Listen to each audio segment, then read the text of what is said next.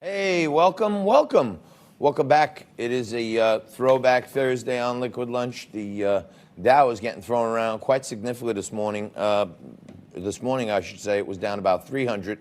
Light recovery underway, but not great. And these coronavirus fears continue to plague the global economy, it seems. We'll have Dr. Jeanette Neshwat on in the second hour to talk about what we really need to know here in America. What you really need to know is on Liquid Lunch every single day we bring on a Democrat and a Republican. We throw out the topics and they mix it up. Thoughtful conversation is had by all. Josh Kravitz is a throwback because he's been with us from the beginning. Yeah. He is a Democrat. He's a Democratic leader here in New York. He's also running in a Democratic primary for the New York City Council seat. And good luck to you on that, my friend. And you may notice the guy sitting down there in the end. Only one with the courage to take on Josh Kravitz. We had, all these other Republican pinheads went running for the hills as soon as they heard Josh Kravitz was coming in. We had an opening. And as you know, Frankie's been doing a heck of a lot of work behind the scenes to keep the production level up. And he's got to leave a little early today also, so I thought he might be a good adversary to my friend Josh Kravitz. So, guys, I want you to take a look at the all-out attacks on Bloomberg last night. And let's start out right out of the box with Elizabeth Warren. She went, to me, right for the jugular.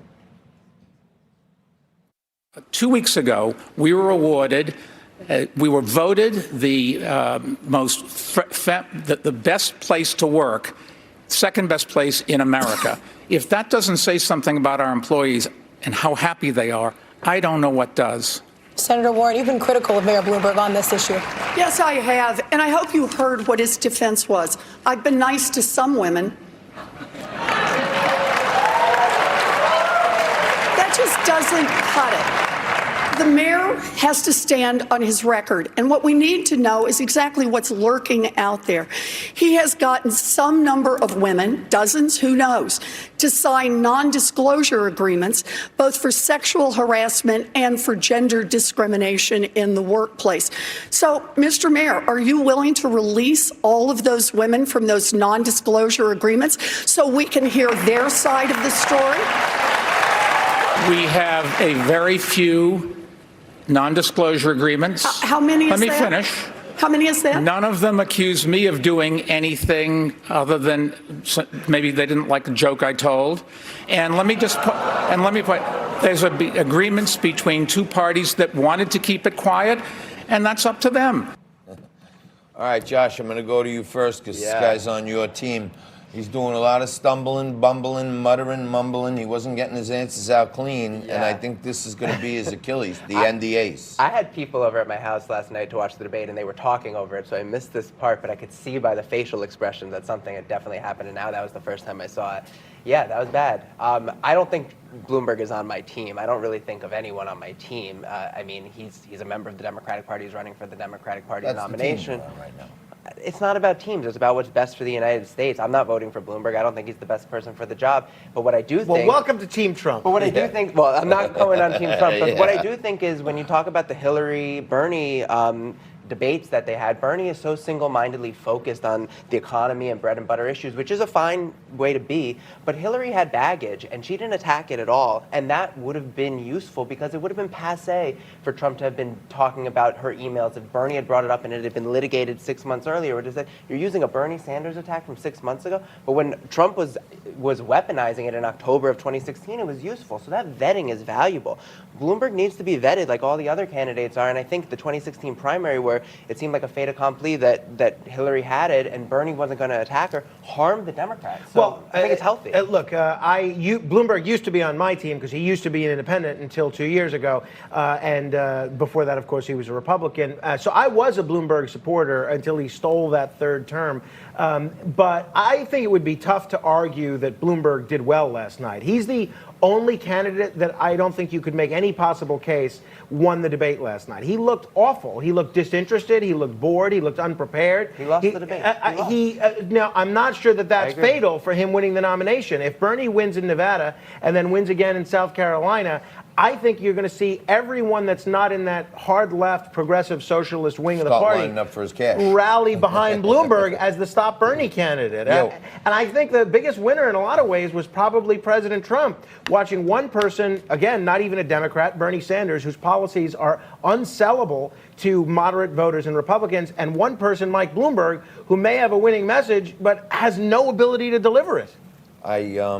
I got to agree with Frank on this one, Josh. I mean, I watched a lot of it. I rewatched some stuff this morning, but it just looks like, Bloomberg's not on his game at all. Maybe he's rusty, but, let's not forget, here in New York, he faced like three kind of lightweights in most of the races he ran, Fernando Ferrer and Mark Green is no lightweight when it comes to debating. But he barely beat him. Right. And Bill Thompson. But that great goes to the guy, question, and I'd be curious what Josh thinks. I don't think he's ever been It goes beat to the on. question is, how much do these debates matter in terms of how people are going to vote in Nevada, South Carolina, and on Super Tuesday? Well, the reason people vote for whomever they decide to vote for is for a myriad of different reasons. It's not for just policy. So to go back and slightly disagree with your point about Bernie Sanders, the reason why people are attracted to Bernie Sanders is a little bit about policy, but a lot of it also has to do with the fact that they're attracted to the man who's been doing the same thing and saying the same things forever, honest and true to himself. I mean, when people voted for Trump, they weren't voting for policies. I mean, some people wanted to build the wall, but name a policy. And if you're a Republican, fair trade. How do you fair trade? But the Republican policy has always been free trade. Well, no, And- I know. He didn't run as a Republican. He ran as a Trumpian. Okay, but You that's know, okay. That's And why so- but I'm then you here can't- as a you Trump can't- supporter. But then you can't blame Bernie Sanders for running in the Democratic No, primary. I'm not. I think it says a lot about the Democratic Party that they're willing to let him compete in these states. I think people, weirdly enough, were attracted to the idea, however abhorrent its statement it was, that when Donald Trump would go out in front of cameras and say John McCain isn't a war hero, a terrible thing to say. However, people were like, you know what? He said something against his interest. He was being true to himself. Maybe himself is a bad person, but at least he's being true to himself. So let me and ask Bernie you, Sanders is that too, and people are attracted to that. But you made a point. I just Yeah. want to go back to for 1 second. Yeah. You don't have to tell me who you're going to vote for, but are you supportive of Bernie? You I'm going to personally? vote for Bernie. You are going to vote for Bernie. And Okay, again, it so, goes but you back. said he's been true to the same things, and people are right. Yeah. He's out there constantly talking about racism, how minorities are unfairly treated, how he wants to get rid of student loan debt. He's been in the same place in the Senate and in government for all that time. Yeah. How come he's never done anything about it? He needs to become president to do about it? Like, the other edge of that sword is he's been talking about this stuff. How come he's never done it? He's in a position. I just want to take a step back and go back to my previous point. I will answer your question, which is, I'm a lawyer. I'm from the Upper East Side of Manhattan. I know you like to paint me as a limousine liberal, but at the end of the day, people are complicated. People vote for complicated reasons. I bet you didn't think that I was going to be voting for Bernie Sanders, but I am, right? So it's more complicated than that. Now, going back to your point, there are pictures of him being arrested in the civil rights movement. There are people that, being really arrested in Chicago trying to help people deal with desegregation. But to the point that Bloomberg raised yesterday, and one thing that I think Bloomberg clearly staked out his lane as being the electable candidate. That's what he's pinning his whole candidacy on. I thought, what was a decent point when he said, if you're going to tell 170 million people that like their health insurance, their private sector health insurance, we're going to go ahead and make that illegal. Isn't that a tough sell in the general election, even in a lot of union households? Look, there are tough sells, but the thing is the term the Overton window, the idea that a concept in society is unpalatable and then it becomes palatable. Bernie Sanders' theory of the case is a theory, he might call it revolution, you might think that that's over the top, but at the end of the day, the Civil Rights Act, the Voting Rights Act, all of these things that have happened, all progress that has happened has both been through the channels of government, through LBJ doing all the hard work in the Senate, but also people out there standing on the Washington Monument and making it happen. He's saying, I'm moving the Overton window. Now, Medicare for All was not a thing at all 4 years ago. No, you got to give him credit. He's redefined the the Overton agenda. window is They're changing. supposed to be they're supposed to be going out there looking for union support. Unions will lose their Cadillac plans under Bernie.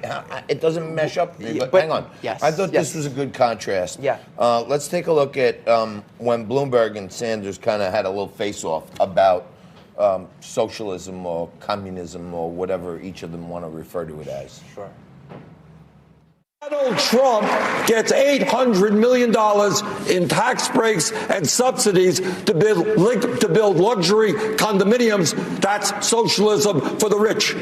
When Walmart, we have to subsidize Walmart's workers who are on Medicaid and food stamps because the wealthiest family in America pays starvation wages. That's socialism for the rich. I believe in democratic socialism for working people, not billionaires. Health care for all, educational opportunity for all. Senator, thank you. Mayor Creating Bloomberg, a would you like government that works for all, question was not about just Mr. socialism. What a Bloomberg. wonderful country we have. The best-known socialist in the country happens to be a millionaire with 3 houses. What I miss here? Well, you'll miss that I work in Washington, House 1. That's the first problem. Live in Burlington, House 2. That's good. And like thousands of other Vermonters, I do have a summer camp. Forgive me for that. Where is your home? Which tax haven do you have your home? New York City, thank you very much, and I pay all my taxes. One of the places where I thought, at least Bloomberg got himself off the map and had a little fight in him there. Yeah, well, this is the thing he really cares about, is not seeing his wealth seized by Bernie Sanders and the wealth of all of his buddies. I mean, I think in a lot of ways this is a healthy thing for the Democratic Party right now to have such a dichotomy in worldviews. One, unabashedly capitalist, one, unabashedly democratic socialist, and ultimately we'll see what the voters decide. Look, I mean, Bernie's point is that we do have socialism. We just have I agree with him. We have socialism for the rich in America. I actually think he kind of took my point that I said on this show a while back, which is when Walmart goes to Tom Cotton, their senator in Arkansas, and says, hey, we want to keep minimum wage at $7.50, and then we have to subsidize those workers who are working 40 hours a week or more, maybe 2 jobs to try and do it, and we're paying their child tax credits, we're paying their food stamps, because Walmart won't pay these people a living wage. Meanwhile, the Waltons make more money in a minute than these people make in a year. That's socialism for the rich, and we have 500,000 people out on the streets starving. We don't. Half of them are in California. But. That's probably true. No, 40% of Americans are one paycheck away from losing everything. People go bankrupt because of health bills in America. We have socialism, which is socialism being directed up, and people are starting to get it. So we have socialism. And the key advocate for socialism, Bernie, it's might be a little tough on his rep right now for him to have to admit he's got 3 homes and he's a millionaire. So that's the leader. Socialism isn't about. It is. Socialism isn't about. The people at the top have all the money. Everyone else is broke. That's socialism. He's on the socialism top. is not about the idea of people not being able to get success, but the idea is who paid for the roads that Walmart's trucks are going down. Who paid for? We do. I think we do. The And they're federal not. government, mostly China, because they lend us all that money. We got to leave it there. Well, that's actually gotta true. come back. Yeah. Thank you. And I don't think he's a limousine liberal. I don't. Obviously He's not liberal, now. but, Subway liberal. Subway liberal. He's a great friend of the show, good sport, and to take it from both sides from me and Frankie. Thank you. I appreciate you sticking in there. You stick right there. We got more Liquid Lunch coming back at you right after this.